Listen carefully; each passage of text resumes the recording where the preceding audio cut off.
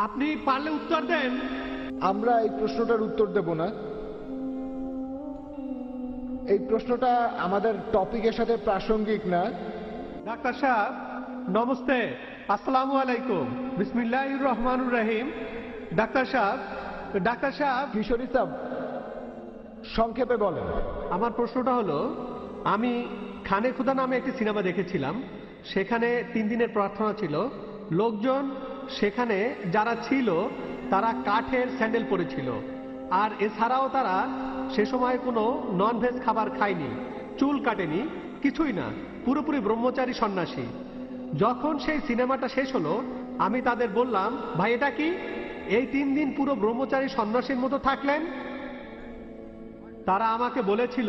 আসসালামু আলাইকুম রহমতুল্লাহ। প্রিয় দর্শক শ্রোতা, আশা করি সকলেই অনেক অনেক ভালো আছেন।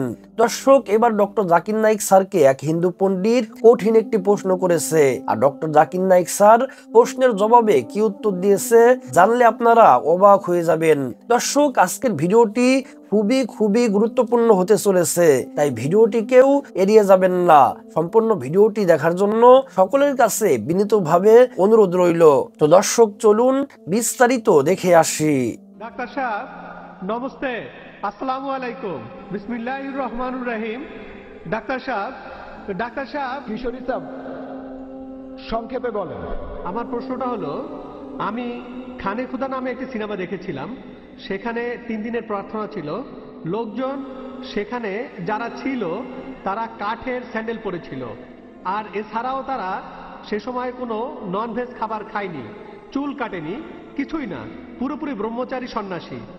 যখন সেই সিনেমাটা শেষ হলো আমি তাদের বললাম, ভাই এটা কি? এই 3 দিন পুরো ব্রহ্মচারী সন্ন্যাসীর মতো থাকলেন? তারা আমাকে বলেছিল, সে বলেছিল, এটা হলো খানে খোদা। আমি মুসলমান ভাইদের বলি, পুরো পৃথিবী কি খানে খোদা নয়? খানে খোদা শুধু ওখানেই। তাহলে 3 দিন তারা সন্ন্যাসীর মতো থাকলো কেন? ভাই সাহেব, আমাদের হাতে সময় বেশ কম, আপনি আপনার প্রশ্নটা বলেন। পুরো পৃথিবী কি খানে খোদা না? এখন আমাকে বলেন, ওই 3 দিন তারা খানে খোদা করলো, তাহলে পুরো পৃথিবী কেন খানে খোদা হবে না? আর এই পৃথিবীতে বিশেষ করে ইন্ডিয়ায় পশু হত্যা বন্ধ হবে না কেন? এটাই আমার প্রশ্ন। আমরা এই প্রশ্নটার উত্তর দেব না। এই প্রশ্নটা আমাদের টপিকের সাথে প্রাসঙ্গিক না। আমরা এবারে পরের প্রশ্নে যাব। মিস্টার রাশমি ভাই জাভেরি অনুরোধ করেছেন উনি যেন আমাকে প্রশ্ন করতে পারেন। আমিও উত্তর দিতে চাই। যদি চেয়ারম্যান না বলেন, এখানে চেয়ারম্যান বারণ করলে আমি উত্তর দেব না। আমি খুশি মনে উত্তর দেব যদি অনুমতি পাই।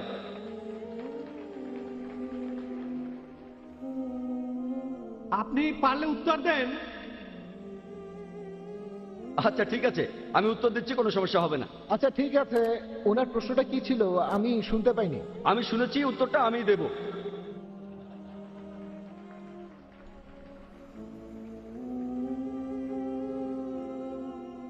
এটা খুব সুন্দর প্রশ্ন। তাড়াতাড়ি আমরা এরপর পরের প্রশ্নে যাব। খুবই সুন্দর প্রশ্ন। প্রশ্নটা খুবই সুন্দর, এতে কোনো সমস্যা হবে না।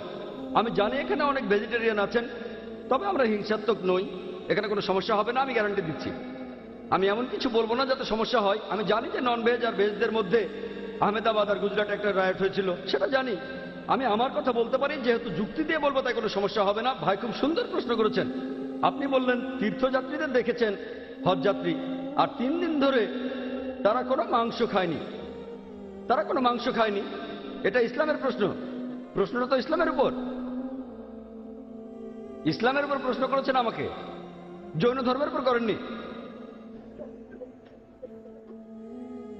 তাহলে সমস্যা কি? নাকি ভয় পাচ্ছেন আমার উত্তর শুনে উনি ননভেজ হয়ে যাবেন, উনি ভেজিটেরিয়ান থাকবেন? সমস্যা নেই, আমি ওনাকে ননভেজ হতে বলছি না। ভাই খুব সুন্দর প্রশ্ন করেছেন যে হজের সময় আমরা ননভেজ খাবার খাই না কেন। এই কথাটা ঠিক না। আমি বেশ কয়েকবার হজ করেছি, আপনাকে যে বলেছি সে মিথ্যে বলেছে যে আমরা ননভেজ খাই না। সেখানে নিয়মটা হলো, হজের নির্দিষ্ট জায়গাটিতে সেই সময়টাতে কোনো পশু শিকার করে মারতে পারবেন না, শুধুমাত্র সেই সময়টাতে। ননভেজ নিষেধ করা হয়নি, আমিও সেখানে গিয়েছি আর ননভেজ খেয়েছি। কে বলেছে ননভেজ খাওয়া যাবে না? হ্যাঁ, যে পোশাকটা পরি সেটা সেলাই ছাড়া 2 টুকরো কাপড়। এর কারণটা জানেন? কেন জানেন? কারণ এই পৃথিবীর সবচেয়ে বড় একটা সম্মেলন। মানুষ আসে আমেরিকা থেকে, কানাডা থেকে, ইন্ডিয়া, পাকিস্তান থেকে, ইন্দোনেশিয়া থেকে। সবাই এই 2 টুকরো সেলাই ছাড়া কাপড় পরে, একই রকম। আপনি দেখে বুঝতে পারবেন না যে আপনার পাশে দাঁড়ানো লোকটা রাজা নাকি ফকির। সর্বজনীন ভ্রাতৃত্বের জন্য, থিওরিটিক্যাল না, প্র্যাকটিক্যাল সর্বজনীন ভ্রাতৃত্ব। যখন নামাজ আদায় করি তখন আমরা দাঁড়াই কাঁধে কাঁধ লাগিয়ে, যখন খাবার খাই একসাথে খাই, আমরা নন ভেজও খাই। আপনি এটা কোথায় পেলেন জানি না, যে আপনাকে বলেছে, হোক সে মুসলিম বা অমুসলিম, সে আপনাকে পুরোটাই মিথ্যে কথা বলেছে। আমি আপনাকে বলি, আমি বেশ কয়েকবার হজ করেছি, উমরাও করেছি, কথাটা ভুল। সর্বজনীন ভ্রাতৃত্বের জন্য সবাই এখানে এসে উপস্থিত হয়। এভাবে পৃথিবীর বিভিন্ন স্থান থেকে মানুষ এসে জড়ো হয়, তখন আমরা হই একটা জাতি। ইসলাম ধর্ম আমাদের বলে প্রত্যেক মানুষই একে অন্যের ভাই, আর আমাদের মুসলিমদের বিশ্বাস এক। বিশ্বজনীন ভ্রাতৃত্বের সবচেয়ে বড় উদাহরণ হলো ইসলাম ধর্মের তীর্থযাত্রা, অর্থাৎ হজ পালন করা। প্রায় 25 লক্ষ মানুষ পৃথিবীর বিভিন্ন প্রান্ত থেকে সেই সময় মক্কায় আসেন হজ পালনের জন্য। মানুষ আসে পৃথিবীর বিভিন্ন জায়গা থেকে, America, Canada, England, Singapore, Malaysia, India, Pakistan, Indonesia, বিভিন্ন জায়গা থেকে মানুষ আসে। আর এই সময় তারা 2 খণ্ডের সেলাই ছাড়া কাপড় পরেন, আর কাপড়টা সাদা রঙের। এখানে আপনার বোঝার উপায় নেই আপনার পাশে যে আছে সে রাজা না ফকির। এটা বিশ্বজনীন ভ্রাতৃত্বের সবচেয়ে বড় দৃষ্টান্ত। পৃথিবীর এটাই সবচেয়ে বড় লোক সমাগম। প্রতি বছর 25 লক্ষ মানুষ সেখানে জড়ো হয়। আর আপনার পাশে যে লোক দাঁড়িয়ে আছে, আপনি বুঝতেই পারবেন না সেই লোক রাজা না ফকির। সেখানে হোক তারা ধনী বা গরিব, কালো বা সাদা, আপনি পৃথিবীর যে জায়গা থেকে আসেন আপনারা সবাই একই রকম কাপড় পরবেন।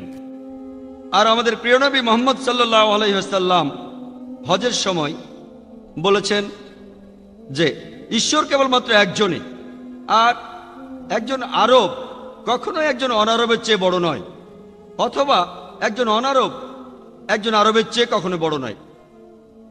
সাদা কখনোই কালোর চেয়ে বড় নয়, বা কালো সাদার চেয়ে বড় নয়।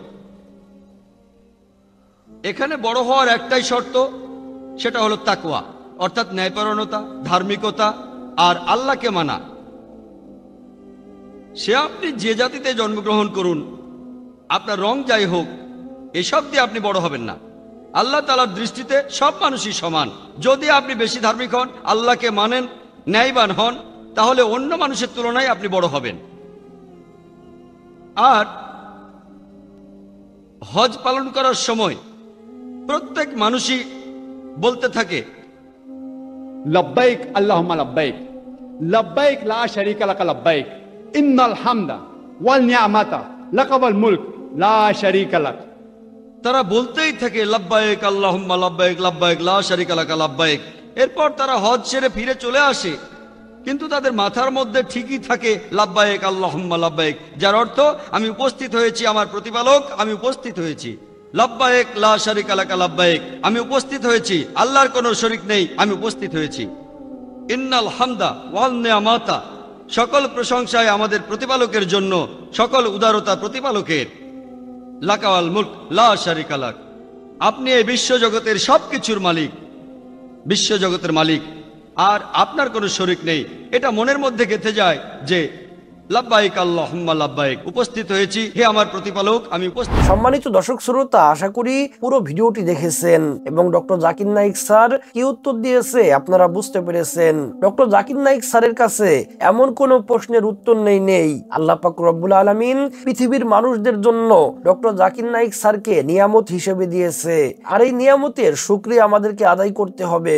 আলহামদুলিল্লাহ, আলহামদুলিল্লাহ। তো দর্শক, আপনারা সকলেই ডক্টর জাকির নাইক স্যারের জন্য দোয়া করবেন। আল্লাহ পাক রব্বুল আলামিন যেন ডক্টর জাকির নাইক স্যারকে হায়াতে তৈয়বা দান করেন। আল্লাহ পাক রব্বুল আলামিন যেন ডক্টর জাকির নাইক স্যারকে সর্বাবস্থায় হিফাজত করেন। তো দর্শক, ভিডিওটি এ পর্যন্তই। ভিডিও নিয়ে যদি আপনাদের কোনো মন্তব্য থেকে থাকে, আপনাদের মূল্যবান মন্তব্য অবশ্যই কমেন্ট সেকশনে জানিয়ে দিবেন। ভিডিওটি ভালো লাগলে লাইক এবং শেয়ার করে দিয়েন। আর হ্যাঁ, নিত্য নতুন ইসলামিক ভিডিও পেতে চ্যানেলটি সাবস্ক্রাইব করতে ভুলবেন না। ভালো থাকুন, সুস্থ থাকুন, এই দোয়া রইল। বেঁচে থাকলে দেখা হবে পরের ভিডিওতে। আল্লাহ হাফেজ।